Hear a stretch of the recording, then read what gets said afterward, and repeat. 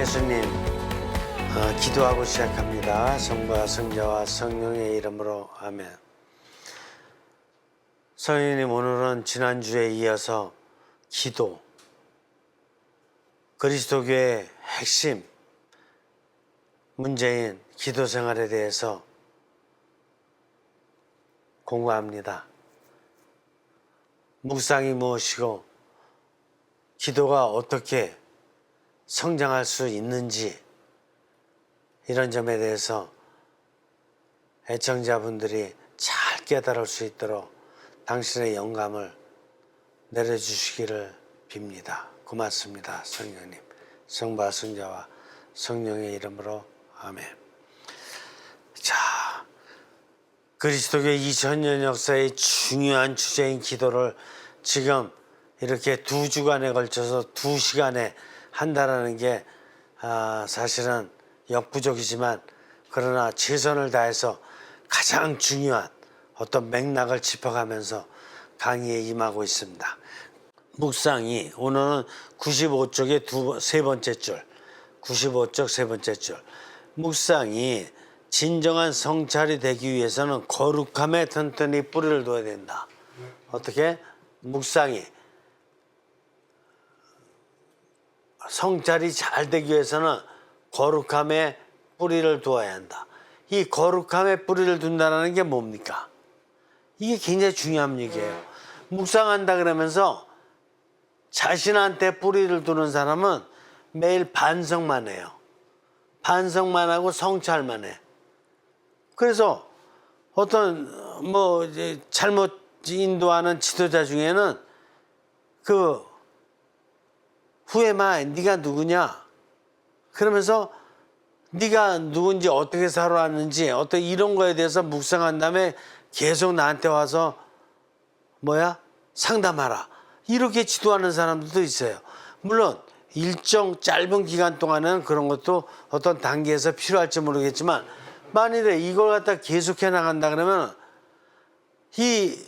자기 자신의 지난 과거의 삶을 특별히 어린 시절부터 생각해가면서 부족하고 잘못했던 거 계속 끄집어내서 이렇게 상담을 통해서 또 얘기하고 그러려다 보면 사람이 진이 빠지고 완전히 죄인 같아가지고 상담자한테 꼼짝도 못하고, 상담자는 거룩하게 보이고 자기는 완전히 죄인 같아가지고 완전히 너무 잘못된 경우가 생길 수 있어요. 근데 오늘 여기서 분명히 얘기하잖아요. 상담은 거룩함에 뿌리를 둬야 된다. 거룩함이라는 게 뭐냐면은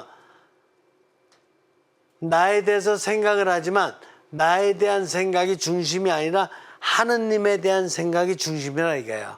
그래서 묵상을 통해서 거룩함, 신성함, 하느님의 자비하심, 하느님의 아주 이렇게 사랑하심, 이런 거에다가 뿌리를 둬야지 맞지, 자꾸 나를 갖다가 반성하고 성찰하고 나를 죄인으로다가 몰아붙이는 이런 쪽으로 하는 묵상은 그건 잘못된 거다. 이해가 되셔요? 이거 굉장히 중요한 거예요. 그래야 험난한 고난을 버텨낼 수 있습니다.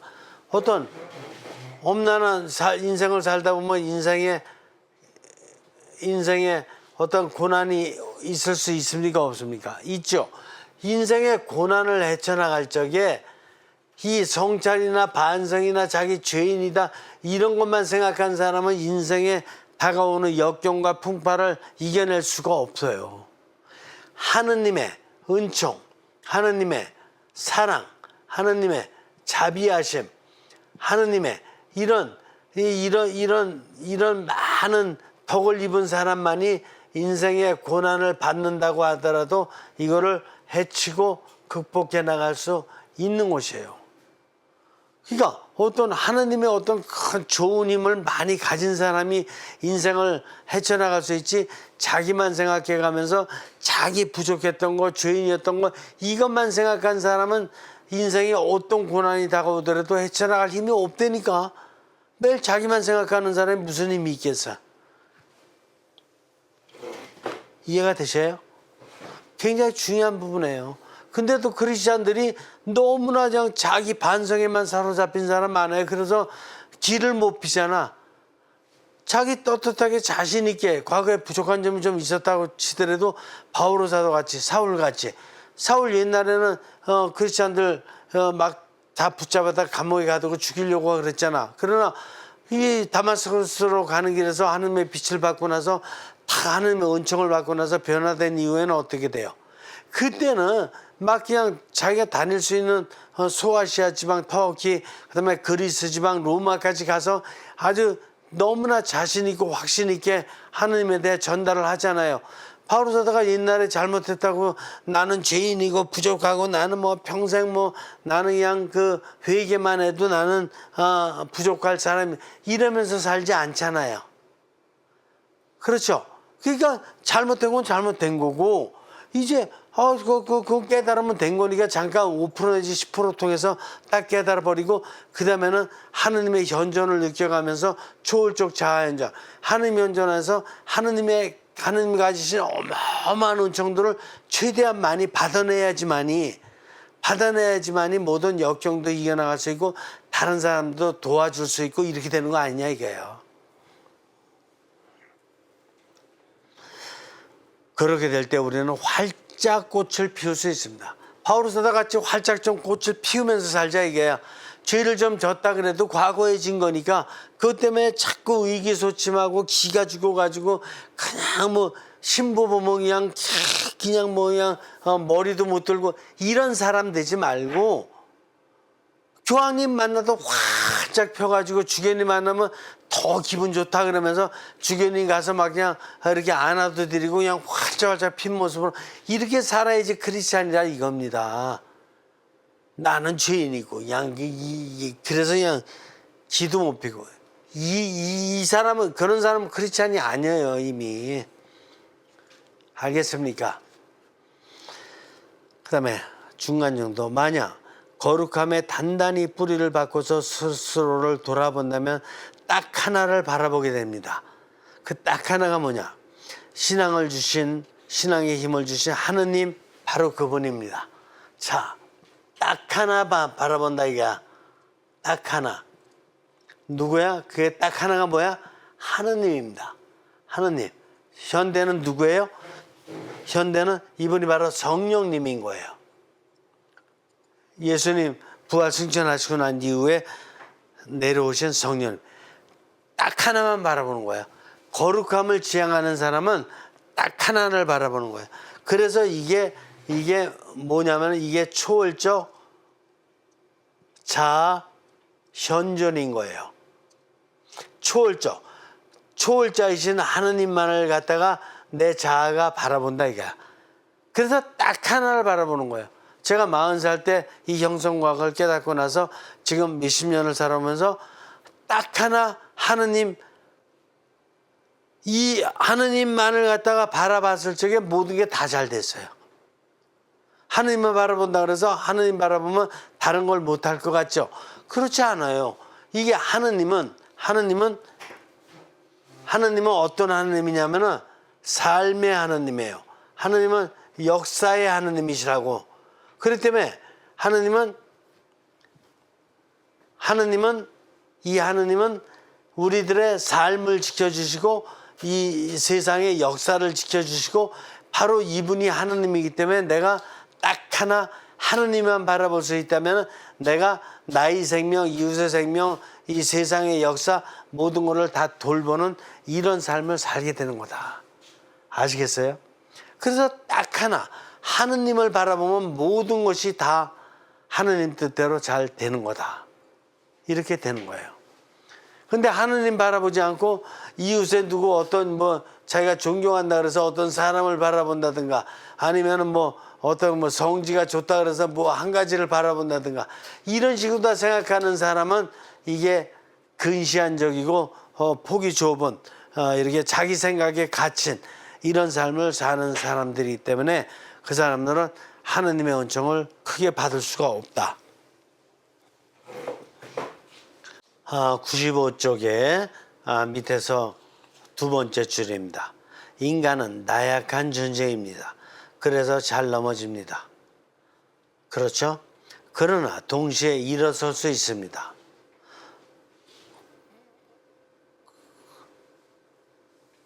우리는 잘 넘어진다는 거 인정을 해요. 근데 잘 일어설 수도 있다. 잘 일어서는 사람도 있고 일어서지 못하는 사람도 있어요. 그러면 둘 중에 어떤 사람이 잘 일어설까? 매일 자기 반성, 자기 성찰, 자기 죄인, 어떤 이런 것만 생각하는 사람이 그 넘어졌을 적에 일어설 수 있을까요? 이런 사람은 일어설 수 있는 힘이 없어요. 넘어졌지만 하느님을 생각하면서 하느님으로부터 계속해서 용서해 주시는 하느님, 사랑을 베풀어 주시는 하느님, 자비로우신 하느님, 여러 가지 치유시켜 주시는 하느님, 이런 하느님의 은총을 받은 사람만이 다시 일어설 수가 있는 것입니다. 그러니까 우리는 나약한 존재이지만 계속해서 육신과 정신 때문에 우리는 나약함에 자꾸 떨어질 수가 있지만 영적으로다가 우리는 영화된 삶을 삶으로 해가지고 하느님과 계속 갈망과 영감의 소통을 통해서 하느님의 영감의 힘을 받을 적에 우리는 정신과 육신을 계속 일으켜 세울 수가 있다. 이렇게 보는 것입니다. 이때 바로 그리스도교 신자들의 기쁨은 완성된 인간이 될 수 있고 또 그러한 완성된 인간이 되어간다는 것입니다. 그래서 어린 시절 육신적으로 청소년 시절 정신적으로 살다가 여러 가지로다가 나약함에 떨어진 적도 있고 그러지만 바로 다음 단계의 영으로다가 옮겨서 영의 삶을 살게 되면은 이제 나약함에 떨어지는 횟수는 줄어들고 계속해서 영적으로 성장되고 영적으로 완성되는 영화된 정신, 영화된 육신으로다가 나를 완성시키는 삶으로 이렇게 진화하게 된다. 이렇게 보는 것입니다. 그 다음에 6번째 줄, 이렇게 묵상적인 성찰의 삶을 살기 위해선 드러난 혹은 감춰진 하느님 부르심에 대한 확신이 필요합니다.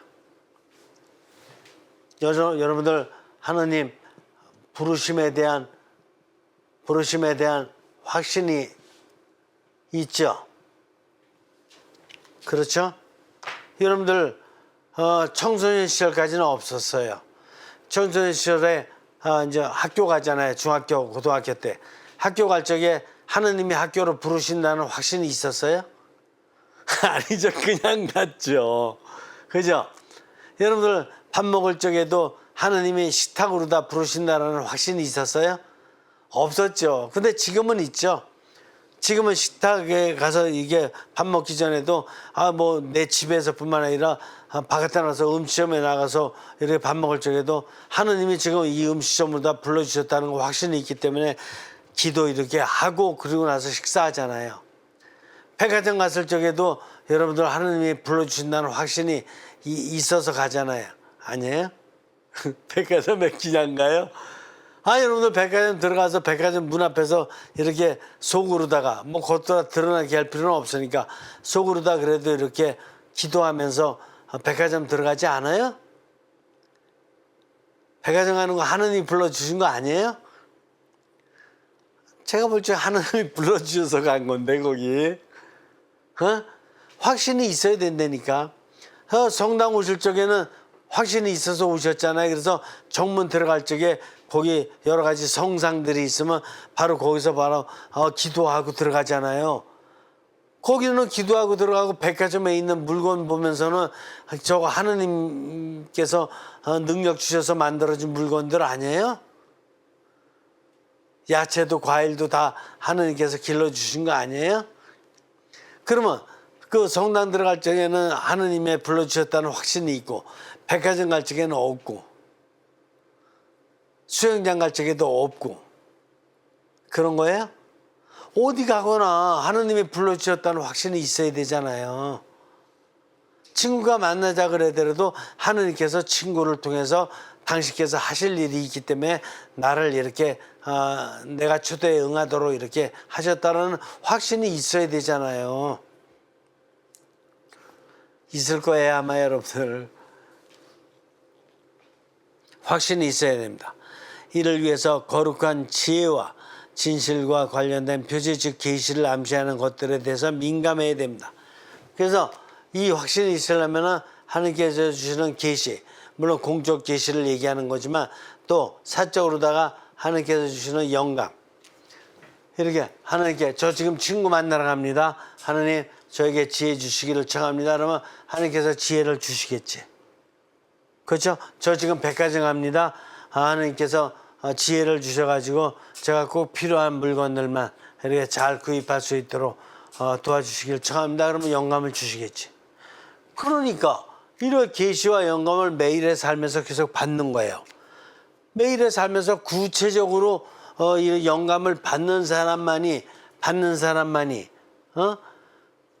그 받는 사람만이 관상 기도를 하는 거라니까. 묵상을 넘어서 구체적으로 다 못 받으면, 아니 성당 갈 적에는 이렇게 하나님께서 불러주시다는 확신이 있는 것 같은데 백화점 갈 적에는 그냥 무조건 그냥 가서 내가 하고 싶은 대로 다 하고, 친구 만나러 갈 적에도 확신을 갖고 있지 않고 그냥 가서 그냥 내가 하고 싶은 대로 만나서 잡담하고 수다 떨고 그러고 온다. 그러다 그러면 그 사람은 그 관상 기도에 절대로 못 나간다니까. 구체적인 삶에서 관상하는 거예요.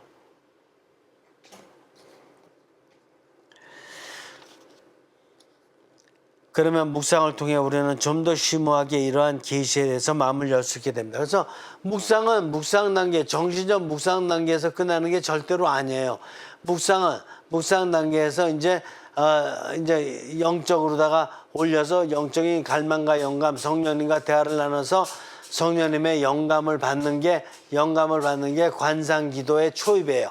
그래서 영감을 받아가지고 정신을 영화시켜서 영화된 정신으로 해서 계획을 다시 세우고, 그 다음에 육신도 또 영화시켜서 그 오감을 입도 영화시키고 영화된 입, 귀도 영화된 귀, 눈도 영화된 눈, 몸도 영화된 몸, 이렇게 변화시켜 가지고 사회 역사에서 실천하는 거거든.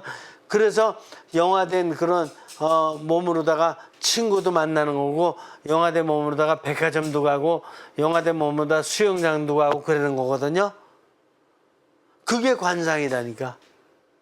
관상이라는 건 그냥 성체조 배치나 어디 이런 데서 조용히 앉아서만 하는 게 관상이 아니고, 그게 아니에요. 구체적 삶에서 실천하는 게 관상이에요. 기도는 그래서 삶이라니까. 기도는 영화된 정신과 영화된 육신으로다가, 기도는 영화된 정신과 영화된 육신으로다가 구체적인 삶에서 실천하는 게 관상의 완성이라니까요. 관상의 완성. 자, 그렇다면 구체적으로 우리는 어떻게 해야 할까요? 우선 지극히 단순한 일상의 자질구레한 일들에 관심을 가질 필요가 있습니다. 자질구레한 일, 한 일에 관심. 아이 시민이 무슨 자질구레한 일, 이건 제껴버리고 그냥 큰 덩어리로 아주 중요한 것만 몇 가지 하면 되지 자질구레한 일까지 왜 생각해. 처음에는 중요하고 큰 일부터 일단 시작을 해야죠.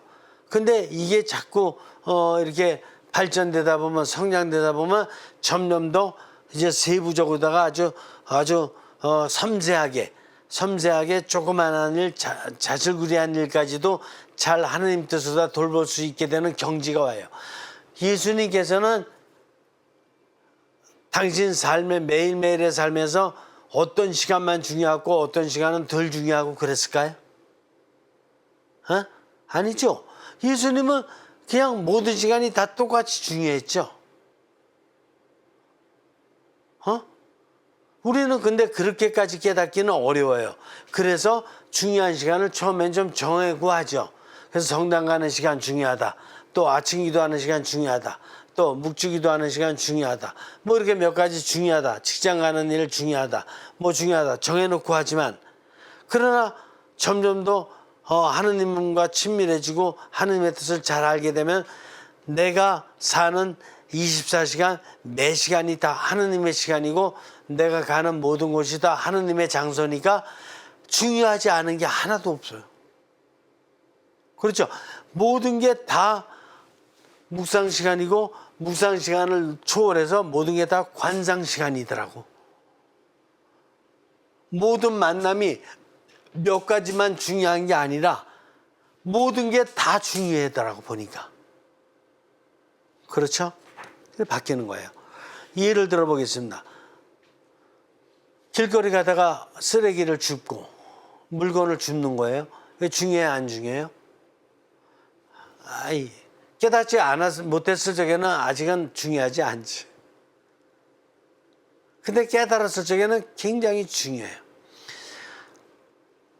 물건을 줍고 내려놓는 사소한 행동 하나를 할 때 나의 태도가 어떤지 주의 깊게 볼 필요가 있습니다. 그러한 행동이 경건했습니까? 아니면 욕심에 가득 차 있었습니까? 내가 요 일을 함으로 해가지고 다른 사람들이 봐주기를 원했습니까? 아니면 그런 거에 관계없이 경건하게 했습니까? 아니면 무관객했습니까? 지금까지 그러한 일들에 전혀 무관심했다면 지금부터는 조금 달라져야 합니다. 그래서 그런 일상의 일들을 자연스럽게 영성화할 수 있어야 됩니다. 여러분들 밥 먹는 게 그 숟가락 젓가락 잡는 게 하느님의 초대였었고 여러분들이 확신하고 그러기 때문에 숟가락 젓가락 잡기 전에 기도했던 거 아니에요? 그 중요한 일이었잖아요. 그러나 못 깨달았을 때에는 별로 중요한 일 아니었었죠. 그냥 뭐 아무거나 잡아서 그냥 먹고 이랬잖아요. 그러면 조그만 일, 사소한 일 하나하나가 굉장히 중요하다는 걸 깨달으면 그만큼 더 묵상을 넘어서 그만큼 더 관상으로 간 사람이에요. 그래서 진정한 관상가들은 삶의 어떤 것도 이렇게 차별하거나 삶의 어떤 것도 무시하거나 삶의 어떤 것도 무관심하지를 않아. 다 하느님과 연결된 것들이야. 이게 관상가예요. 하느님과 다 연결된 것이기 때문에 그 안에서 하느님의 힘을 보게 되고 그 안에서 하느님의 뜻을 이루어 나가도록 노력하는 거예요. 그렇게 될 때 우리는 두 손을 사용할 때마다 하느님을 생각하고 두 손을 사용할 때마다 아니 한 손을 사용할 때마다 아니 손가락 하나를 사용할 때마다 여러분들 지금 파리 올림픽 경기가 열리고 있는데 파리 올림픽 경기의 선수가 화살을 쐈어요. 탁 해서 탁 쐈는데 감독이 옆에 있다 탁 이렇게 하면은 어떻게 되는 거예요? 선수가 이걸 봤어. 그러면 이게 뭐야? 손가락 하나지만 이게 주는 힘이 어마어마하죠.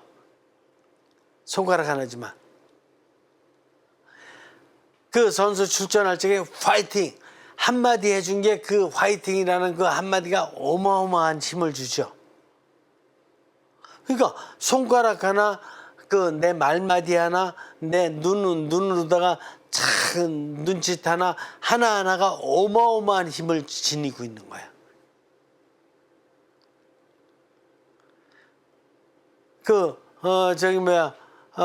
저 배드민턴 선수 안세영은 탁 해서 그냥 아주 그냥 코트에서 그냥 완전히 병자가 될 정도로다가 넘어져서 받고 그냥 볼을 죽이지 않고 계속 다 받아 넘겨갖고 다 살려내고 그러다가 우승이 딱 된 다음에 어떻게 했어요? 탁 엎드리더니 울더라고. 탁 엎드리더니 그냥 보이지도 않는데 그냥 보이던 말던 관계없어 그냥 우는데 어마어마한 감동 아니에요? 어마어마한 감동이지. 전 세계를 울렸잖아요. 그죠? 그 몸짓 하나가 그게 진실이 담긴 몸짓이었고 그게 거룩함의 몸짓이었고 그러니까 이 몸짓 하나가 그렇게 전 세계를 울렸잖아. 감동을 줬잖아요. 그러니까 뭐 하나 중요하지 않은 게 있냐 이거예요. 그게 관상이라니까요. 묵상 단계는 자기가 생각해서 하는 단계고 관상 단계는 이미 하느님의 힘에 막 끌려 하나님의 힘에 끌려서 그냥 엎어져서 그냥 이러는 거야. 그냥 선수 나타나면 그냥 화이팅하고 이렇게 용기를 주는 거야. 관상의 단계는 내 힘으로 가는 게 아니에요. 하느님 막 이끄시는 대로 가는 거야.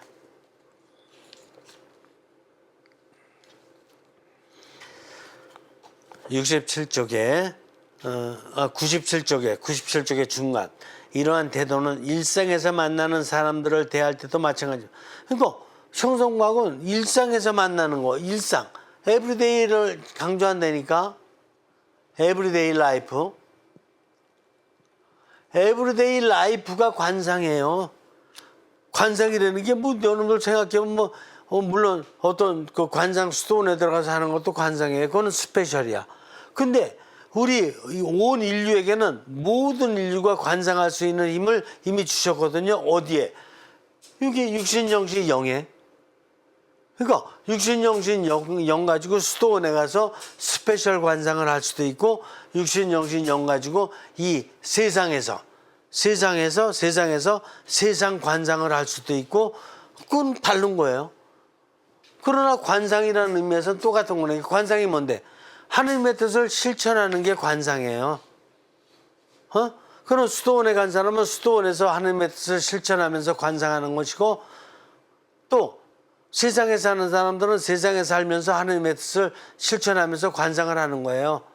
주부는 가정에서 밥 만들고 설거지하면서 관상하고, 또 직장 나가는 사람은 직장에서 관상하면 되고, 학생은 학교 가서 관상하면 되고, 스포츠맨들은 수영장 가서 관상하면 되고, 테니스장 가서 관상하면 되고, 자기 직장 있는 곳에 가서 관상하면 되는 거예요.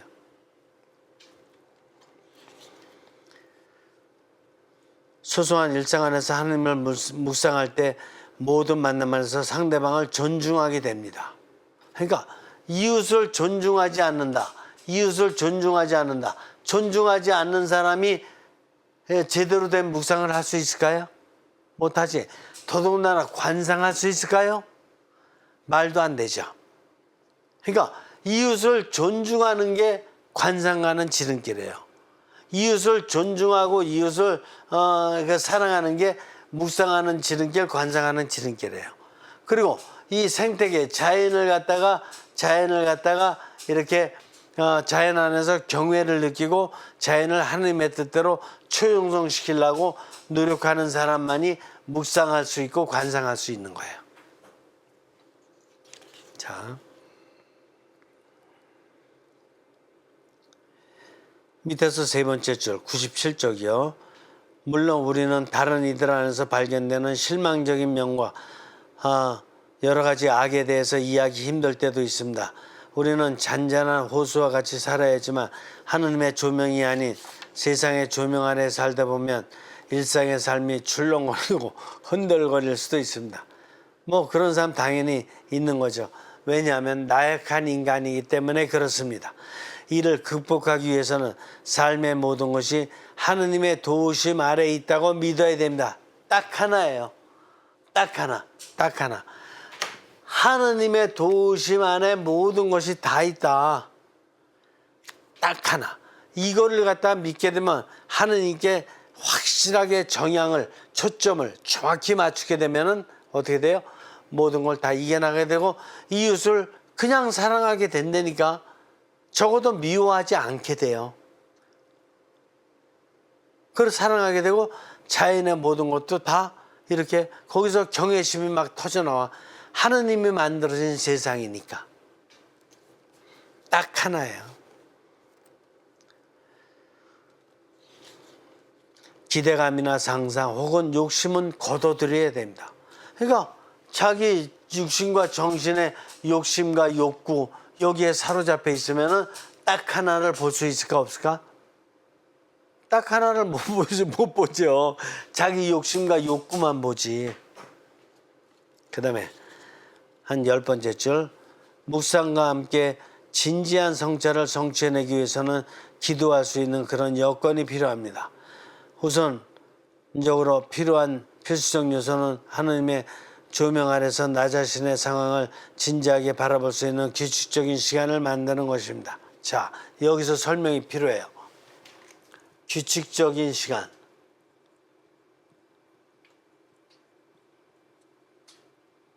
규칙적인 시간. 기도를 하는 데 있어서 규칙적인 시간. 이건 뭐냐? 이건 뭐냐면은 초보자와 중급자를 향해서 얘기하는 거예요. 초보자와 중급자는 육신적 구성기도와 정신적 추리적 묵상을 해서 일정한 수준에 오를 때까지 좀 규칙적으로다가 하루에 5분 내지 10분이라도 20분이면 또 5분 내지 10분을 갖다 두 번 하면 20분이니까 이렇게 하는 거 반복적으로 다 이렇게 하는 거 이거는 대단히 중요해요. 초급자, 중급자에게는. 근데 중급자 이상에서 벌써 상급자, 진보자 입장에 들어간 사람은 이게 규칙적인 시간에 하는 것이 습관이 된 것이 그냥 내 삶 전체로 다 확 퍼져나가기 때문에 삶이 기도야. 기도를 꼭 하려고 그런 게 아니라 이미 깊은 기도로다가 내가 영성화돼서 있어요. 그래서 기도가 저절로 되고 일을 할 때마다 갈망을 즉시 드리게 되고 친구 만나도 그냥 갈망 즉시 드리고 백화점 가도 그냥 갈망 즉시 드리고 또 테니스장 가도 갈망 즉시 드리기 때문에 영감을 즉시 받아내. 묵상 단계를 넘어갔거든 벌써. 중급자 단계를 지나갔기 때문에. 그래서 영감을 즉시 받아요. 백화점 가도 수영장 가도 친구 만나도 직장 가도 영감을 즉시 막 받는다니까. 그렇죠? 그게 관상이라니까. 관상이 직접. 그러니까 그게 바로 하느님의 뜻을 이룬다니까. 즉시 하느님의 뜻을 이루는 거지 뭐 하느님의 뜻을 뭐 계획해 뒀다가 내일 이루어요? 아니 지금 살면서 이루는 게 하느님의 뜻이지. 그죠? 살면서 이루는 거예요. 하느님의 뜻은. 생각해두고 메모해뒀다가 계획했다가 나중에 이루는 게 그거는 초보자하고 중급자 때. 상급자가 되면 즉시 이룬다. 그 기도하는 시간을 통해 우리는 나 중심적인 이기심과 질투 그리고 내 생각을 왜곡하는 부정적 견해를 조금씩 발견할 수 있습니다. 그래서 초급자와 중급자 때는 왜 이렇게 규칙적인 시간이 필요하냐. 그 시간을 통해서 내가 그동안 이중구조로 살아왔던 습관에 대한 부족함이 있어요 없어요? 있지. 내 욕망도 많았고 내 욕심도 많았고 또 습관에 대한 잘못도 많았고 이런 거 같은 거 그 규칙적인 시간에 빼내야 되잖아. 그러니까 그런 거 어느 정도로다가 이제 많이 빼냈어요. 많이 빼냈고 이제 육신과 정신도 내가 어느 정도까지는 좀 영화시켰어. 그 다음에 이제 영의 단계로도 넘어가니까 성령님께서 직접 이제 모든 걸 컨트롤해 주시니까 어떻게 돼요? 빼낼 거 이제 거의 없잖아요. 이미 중급자 됐으니까. 빼낼 거 거의 없으니까 이거는 뭐 살짝 뭐 5분 내지 한 10분 정도 이렇게 빠지는 거고 오히려 이제 성령님께서 채워주시는 영감이 많아. 계속 채워주시는 거 받기 바빠요 이제. 하느님의 은총을 통해 밑에서 두 번째 절 하느님의 은총을 통해 우리는 오히려 이러한 장애들을 굳건한 신앙을 위해 기회로 그래서 이제 장애물들이 이제 중급자를 지나게 되면은 장애물들이 장애물이 아니되니까 오히려 영적으로 생각하면은 이제 성령님께서 나를 더욱더 초월시켜 주시기 위한 어떤 기회라니까 장애물이 이미 장애물이 아니에요. 중급자를 지내면은 이게 기회지. 초월적 기회지. 그러니까 이게 초등학생 때나 중고등학생 때나 아니면 50세 때나 똑같은 게 아니야. 그렇죠? 어린 시절에는 나름대로 장애물이 될 수가 있었어요. 중고등학교 때도 장애물이 될 수가 있었어. 근데 성인이 되다 보니까 이게 이미 장애물이 아니고 오히려 내가 초월시킬 수 있는 좋은 자료가 되는 거야. 그리고 이미 장애물이 될 수 있는 것 정도는 초급자, 중급자 지내면서 웬만한 건 다 걸러냈어요. 정화시켰어요. 그리고 나타나는 장애물들은 이제 오히려 영적으로 성장하는 기회가 되는 거예요. 그 다음에 99쪽의 중간 정도 보세요. 이러한 영성의 견지에는 무슨 견지에 영성의 견지예요? 이게 구성기도에서부터 묵상기도, 관상기도 이거 과정을 안 거친 사람은 아무도 없어요. 인류 역사상 2000년 그리스도 역사에서 놓고 봐도 이게 육신 구성기도, 정신 묵상기도, 영의 관상기도로다가 들어갔던 게 정상이었었지. 구성기도라든가 묵상기도 다 빼버리고 관상기도 직접 들어간 사람은 한 사람도 없었어. 아시겠어요? 한 사람도 없었어요. 인간은 그렇게 성장하는 게 초등학교, 중고등학교 이게 과정 거치고 난 다음에 대학 들어갔지. 초등학교, 중고등학교 하나도 안 거치고 대학원 직접 들어간 사람 한 명도 없어요. 인류 역사에. 그렇죠? 맞죠? 10대, 20대, 30대, 40대 살고 난 다음에 50대 들어갔지. 10대, 20대, 30대, 40대 안 살고 태어나자마자 50대 들어간 사람 한 명도 못 봤어 나는. 이해가 되세요?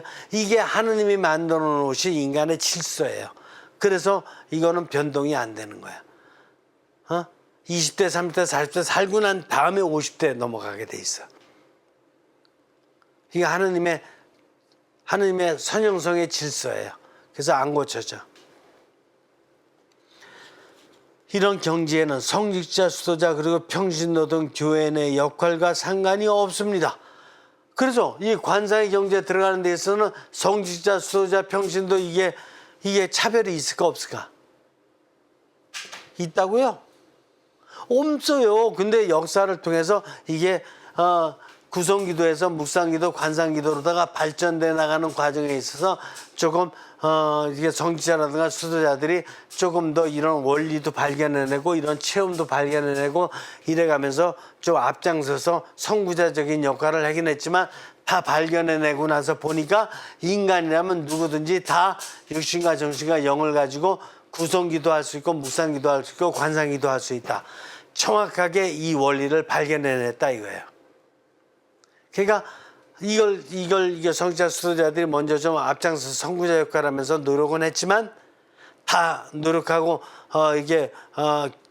결실을 만들어 놓고 나서 보니까 인간에게는 하느님께서 똑같이 은총을 주셨고 이게 바로 삼중구조의 은총인데 이거 가지고 영화된 관상의 삶을 살 수 있도록 똑같이 이렇게 평등하게 이렇게 이끌어주고 계신다. 근데 분위기는 다르다. 어떤 사람은 수도원에서, 어떤 사람은 아프리카에서, 어떤 사람은 해변가에서 살면서, 어떤 사람은 산속에서 살면서, 어떤 사람은 본당에서 살면서, 이렇게 어떤 사람은 농촌에서 살면서 이렇게 상황과 이런 모습은 다르지만은 어쨌든 간에 이렇게 구성기도, 묵상기도, 관상기도를 통해서 이렇게 삼중구조의 완성된 삶을 살아가는 데 있어서는 평등하고 똑같다. 이해가 되십니까? 여기서 이제 기도 생활 오늘 제가 지금 마무리하는데요. 좀 부족한 점이 있을 것이에요. 왜냐하면 제가 이걸 갖다가 일주일에 2시간씩 1년을 강의해도 부족해요. 신학교에서 그렇게 강의했어요, 실제로. 근데 이걸 갖다가 지금 가톨릭 수도를 통해서 제가 엑기스만 완전히 종합 정리된 것만 갖고 강의하는데도 지금 2시간이 걸렸는데 여러분들 이 강의 2시간 했던 강의 잘 이렇게 정리해 보면서 여러분들이 잘 터득하셨으면 좋겠어요. 이게 2000년 그리스도 역사의 핵심적인 거 제가 다 정리에다가 이렇게 강의해 드린 거예요. 아시겠어요? 그리고 세상에 너무나도 기도를 잘못된 형태로 가르치는 사람들도 현대에는 많이 나타나고 있기 때문에 그런 위험성에도 빠지지 않도록 제가 신중하게 어떤 그런 것도 조심하라고 알려줄 건 알려주면서 제가 강의했던 거예요. 아시겠습니까? 저는 이게 대학원 강의예요. 제가 대학원에서도 똑같이 강의해요. 여러분들 바로 그런 관점에서 여러분들이 정말 시노달리타스 무슨 뜻이에요? 평신도의 그 지도자상 현대에 요구되는 가장 중요한 어떤 그런 상이죠. 여러분들이 정말 바오로 사도가 평신도예요. 성모님이 평신도고 아시겠습니까? 평신도의 지도자상을 21세기에 잘 완성시켜 가시기를 저는 바라는 마음으로 강의에 임하고 있습니다. 여기서 마치죠. 자, 성부와 성자와 성령의 이름으로 아멘. 성령님, 짧은 2시간이지만 그리스도 2000년 역사의 중심이 되는 기도 생활에 대해서 강의할 수 있도록 힘을 주셨음에 진정 감사드립니다. 이 강의를 들은 가톨릭 스튜디오 애청자 분들이 정말 당신의 뜻을 깊이 터득해서 세상에 인간과 신앙을 위한 훌륭한 지도자의 역할 하는 행복한 삶 살아갈 수 있도록 지혜 주시기를 갈망드립니다. 고맙습니다. 성령님. 성부와 성자와 성령의 이름으로 아멘. 수고하셨습니다.